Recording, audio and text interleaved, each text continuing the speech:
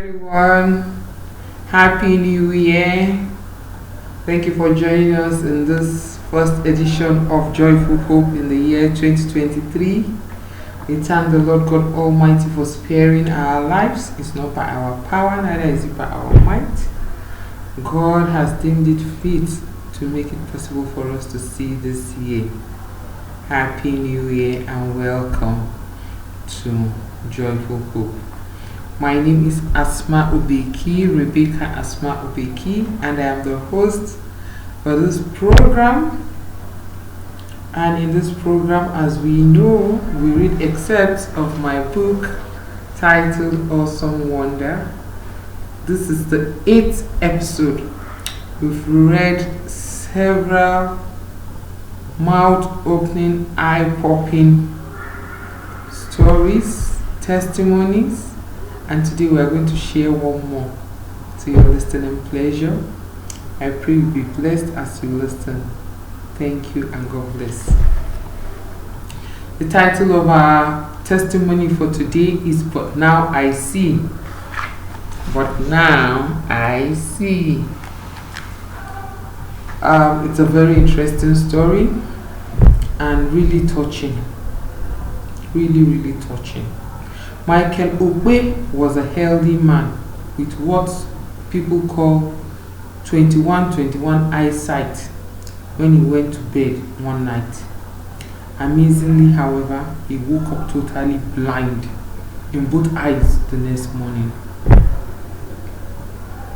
He was a bright middle-aged man, a forthright and hard-working public servant in the Federal Civil Service who had just been promoted to Deputy Director about a month before the calamity struck. It was a terrible disaster for Okpe, who was next in line to be the acting director when the incumbent director retired in a couple of months' time. My enemies has eventually caught up with me, his wife, Okpe lamented before bursting into tears. A weary but energetic woman, she was a very religious and at the same time a superstitious woman. They have pursued me without success. Now they have caught up with me by afflicting my husband with blindness. Shut up your mouth, Okpe yelled at her. Her statement would have earned her a slap if only he could aim perfectly and locate her tribal marked cheeks. It's your late father that is blind and not me. Don't you dare insult my late father, she charged back at him. This is the sort of thing I keep warning you about, but you never listen. See what it has brought you now. She wept. Okpe was everything to her.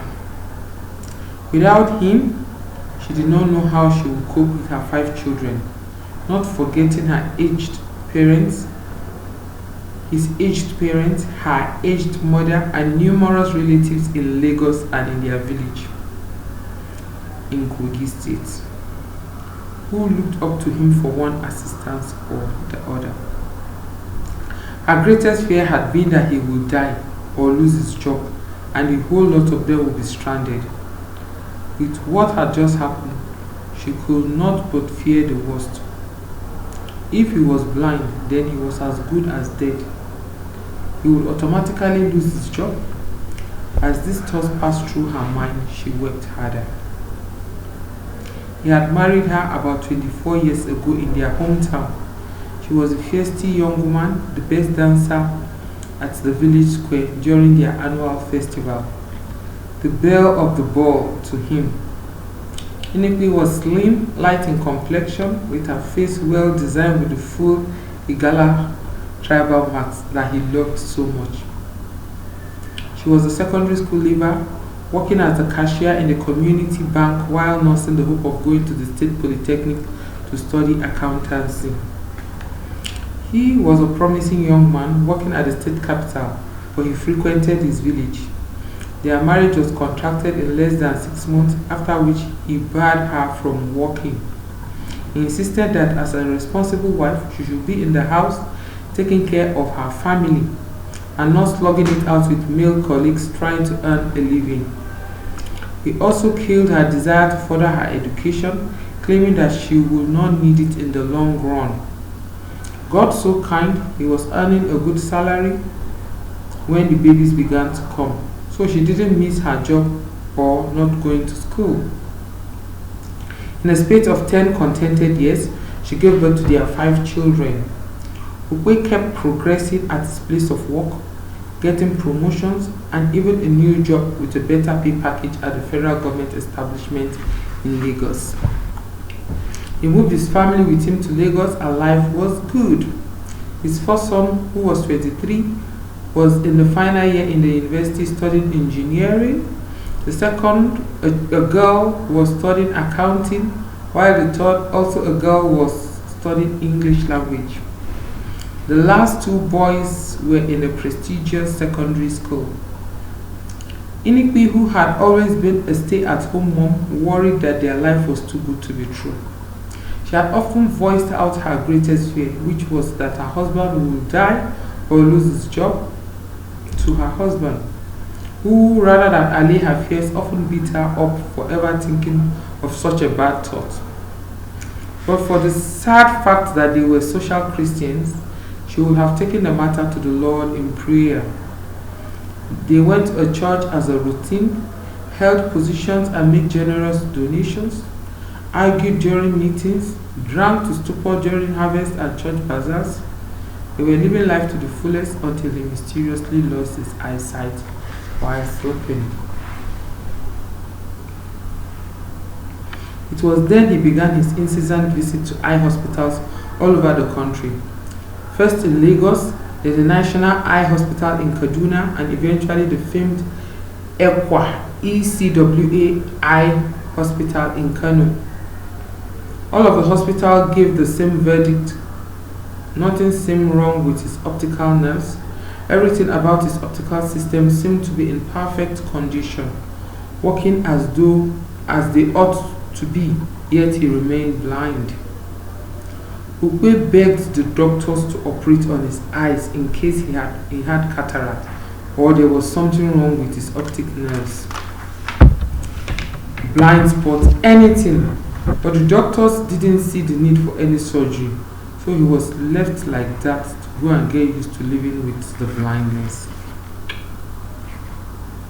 5 years after Okpe lost his eyesight, everything went from bad to worse from his hitherto cozy family. First, he wasted his investment searching for a healing and solution. He sold his only house at Festac Town and moved to a rented 1-room face me I face you compound at Ajebole. His first son, Aaron, managed to graduate, though he remained unemployed after his youth service. He had been loafing around doing one menial job or the other. The same thing applied to his second child, Perpetua. She graduated with a second-class upper, but was hawking buns on the street of Lagos. Mary, his third child, was not even lucky enough to graduate. She was withdrawn from the university because of her poor performance. The young girl had been so used to the sheltered life her father provided for them that she could not cope when things fell apart. Her education suffered because of lack of funds, and after she was expelled, she fell into the ways of the world and became a woman of easy virtue just to survive. Her elder sister even begged her to go back to school while she prostituted herself so that she could get something out of the wayward life she was living, but to no avail. Of what use will the education be to me? She asked scornfully.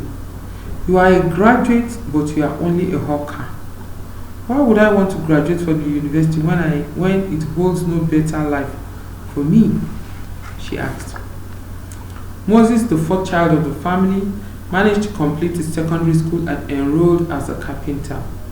He was good with his hands, and he often made a little money with which he supported his father and Joseph by providing them with 1 meal a day, their only meal for the day. Joseph, the last born, didn't complete his secondary education. Even though he was very intelligent and used to top his class at all times, He too became a carpenter in training after he was withdrawn from the prestigious school. No one was kind enough to offer him a scholarship, and they couldn't even raise the meager amount to enroll him into the state government secondary school. Joseph was not as good as Moses in the carpentry vocation, and he totally disliked the trade. He often wished he could go back to school. He had a lot of textbooks handed down to him by his senior ones, which he devoured every day with the hope that one day he will return to school. He also loved to spend time with his father, asking him searching questions and wondering if they would ever experience the desired change in their family. Their mother, Okpe, had the worst story. After her husband had exhausted the list of the eye hospitals in the country seeking for solution, she began to take him from one witch doctor to another. The last witch doctor they visited had hypnotized her and made her one of his 7 wives. He chased Okpe out of his house with the promise to kill him when next he came seeking for his wife. Sometimes Okpe was forced to go out begging, the most disgraceful thing he had ever engaged in. He was a very sad man. Joseph, however, was the saddest in the whole family. He wept every night and kept begging God to intervene in their situation. The family didn't attend any church any longer. Rather, they lived a reproachful life. Just in front of the place where Moses and Joseph practiced their carpentry was a T-junction. One Friday evening, a long bus parked by the junction and people began to board it one after the other. Being a curious chap, Joseph could not resist going to ask what was going on. We have been at this junction for a while now and we have never seen a bus loading passenger in this place, he told the driver. This is because we have never loaded a bus here before, the driver answered. So why are you loading here today and where are you taking all the people to? Tomorrow is the 7th of July in the year 2007. That is date 777. It's a great day at the Mountain of Fire Miracle Ministries, Prayer City. The church is holding a great program tagged Water of Fire. People are coming from all over the world to attend it because God is going to move mightily in that program. Seriously? Joseph asked. Yes, the driver replied. We felt it was better to begin moving people from today so that we can ease our job tomorrow. There's going to be a great deliverance, healing, and salvation like have never been recorded before in this country, he explained. I wish I can tell with my father. He has been blind for the past 5 years and we have been to so many places without solution. That is a great faith you have. Quickly go and bring your father. I will reserve 2 seats for you. Please don't be too long. Thank you so much, sir, Joseph said gratefully and hurried home to bring his father. Joseph, my son, I really thank you for bringing me to this 777 program. May God bless you bountifully, Okpe said to his son at the close of the service as they walked from the church auditorium to the bus stop. Oh, stop it, Daddy. I wish God healed you. I would have been very happy. Only then would we have really had something to thank God for. I know I didn't get any physical healing of my eyes by having it being open, but I'm so excited that today God opened my spiritual eyes. How do you mean, Father? Joseph asked. I'm so excited, my dear son. It is the first time in my life that I'm hearing this kind of message. And of course, I couldn't resist giving my life to Jesus. I wish I could live in Prayer City permanently. Ha ha ha ha ha, dear Father. Joseph laughed happily. I can see you have really been touched by the Lord. Does that mean we will not miss the next program, which is the prayer raid? Joseph, we cannot afford to miss any more MFM programs from now on. Enough is enough to the activities of the devil in my life and family. Both of them were silent as they continued walking, each lost in his own thoughts. After a while, they got to the bus stop, but the mammoth crowd they met there was dampening. Why don't we just start trekking slowly from here rather than standing still, seeing that there are no vehicles in sight? Joseph suggested to his father. Sure, why not, my son? Let's get going.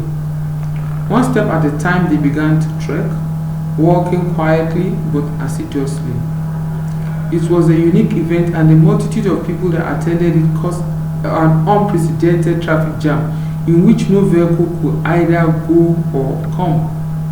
Both sides of the expressway were bereft of vehicles, and people walked freely on them towards the nearest bus terminus, which was about 7 kilometers away.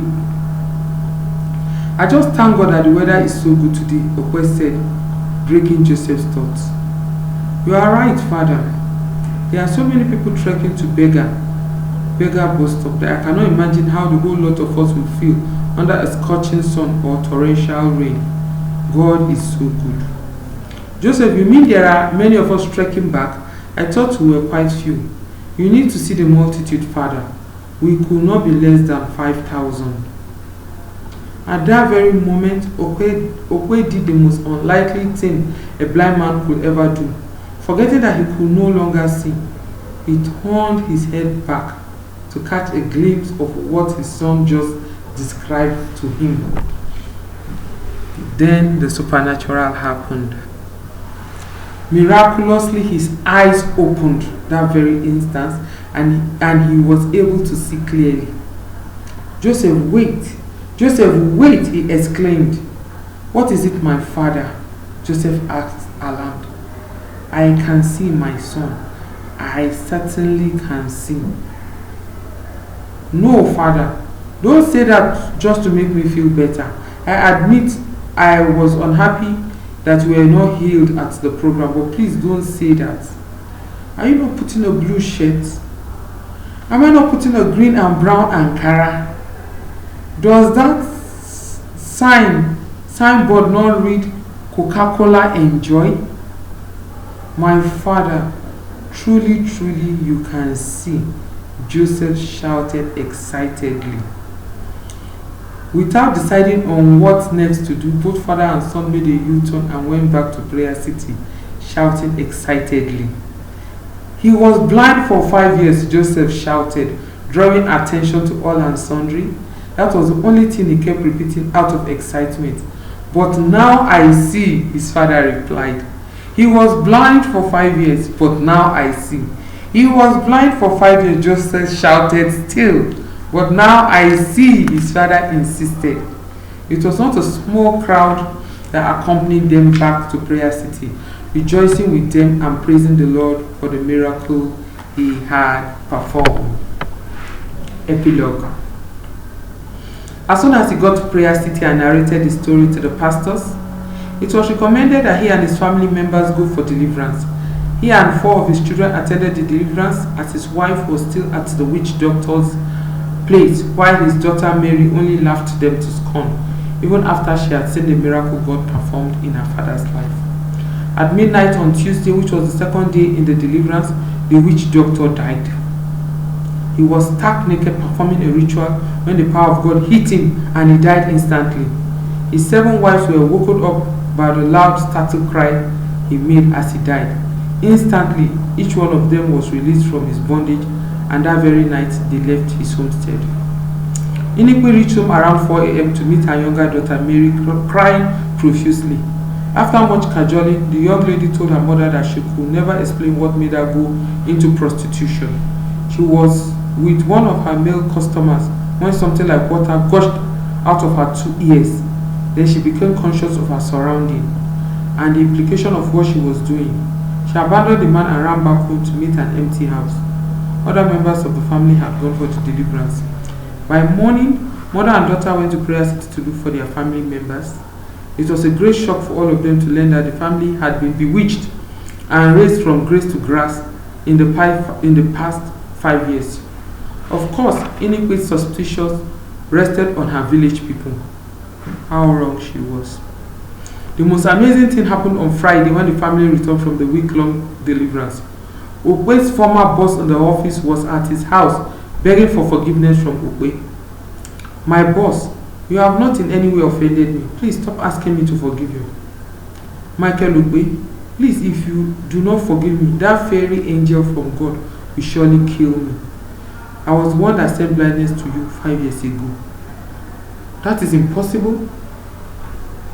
Okpe retorted, you approved the sponsorship of my trip to National Eye Center Kaduna for treatment. Yes, I did that, knowing nothing will come out of the trip, and because I didn't want you to suspect that I was the one behind your blindness. Why, boss? Why? He wept. What have I done to deserve such from you? I was envious of the fact that you would soon take over from me when you still had about 10 years of service to go. It pained me that I was leaving, so I struck you with blindness. See how you spoiled my life. What then did you benefit from your wickedness to me? You see, the plan was for me to recommend myself to be retained as a contract staff after I would have removed you, the next qualified official, out of the way. And that was exactly what happened.